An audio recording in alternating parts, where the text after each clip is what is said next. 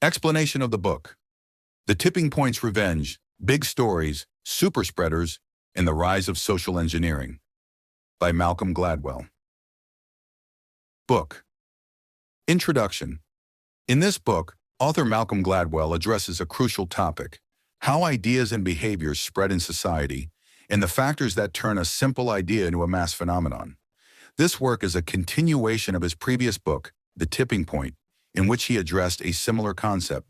However, in this new edition, Gladwell returns with greater depth and analysis, linking this concept to what is happening today in the age of digital speed, the influence of social media, and the spread of information through platforms that are difficult to control. Gladwell believes that the contemporary world is witnessing very rapid and sometimes dangerous transformations in the way people adopt ideas and positions. Therefore, in this book, he seeks to uncover the hidden forces behind these transformations and explains how certain groups, or even individuals, control the course of public thought and collective behavior. Chapter 1. The Big Stories. In this chapter, the author introduces the idea that humans are deeply influenced by what he calls big stories, the general narratives that shape our consciousness, culture, and outlook on life. These stories are not just stories. They are systems of thought within which we live, often determining what we consider acceptable or unacceptable, possible or impossible. For example, there is a social narrative that promotes success through a college education. This idea may not be true for everyone, but it is so deeply embedded in society that most people act as if it were an absolute truth. Gladwell argues that these big stories control our choices without our noticing, just as the roots of large trees control the soil and the forest from below. Chapter 2. Superspreaders. This chapter examines individuals or entities that possess an exceptional ability to spread ideas and influence audiences at tremendous speed.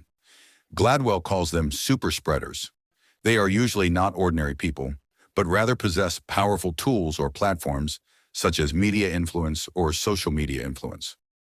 The author gives many examples of these individuals, such as certain figures who create a stir in public opinion with a single video or social media post. These individuals have an influence that may sometimes exceed that of governments or large corporations, because they directly reach people's minds without intermediaries and using simple language that generates an immediate response. Chapter 3. The Rise of Social Engineering. This chapter is one of the most sensitive in the book, as it discusses the use of psychological methods and digital technologies to subtly and deliberately direct people's behavior. Gladwell points out that some large companies, and even governments, employ a form of conscious manipulation of public opinion by controlling the information presented to people, determining how it is presented, and when it is disseminated. The author raises an important ethical question. Does anyone have the right to direct societal behavior, even for good? And when does such direction devolve into a form of control? He gives real-life examples, including what happened during the painkiller addiction crisis in the United States, when some companies manipulated medical information and encouraged doctors and patients to use drugs that later caused a social catastrophe. Chapter 4. The Reverse Tipping Point. In this chapter, Gladwell introduces a new idea contrary to what he proposed in his first book, namely that some social phenomena do not develop gradually, but rather explode suddenly due to small, unnoticeable accumulations.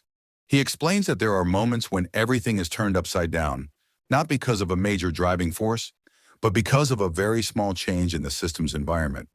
For example, when confidence in a health, economic, or educational system declines, the deterioration occurs suddenly, as if the entire society decides at once to disbelieve in the existing system. This moment is unpredictable, but it is extremely dangerous and resembles the point of no return. Chapter 5. The Critical Third. Here, Gladwell discusses the idea that significant societal change doesn't require the majority of people, but rather the critical third, that is, the effective minority that has the power to influence and attract others. He argues that many historical transformations were initiated by a small group that was able to make its voice heard and influence the rest. For example, having a sufficient percentage of women in decision-making positions could bring about a complete cultural shift in the workplace, not because of numbers, but because of influence.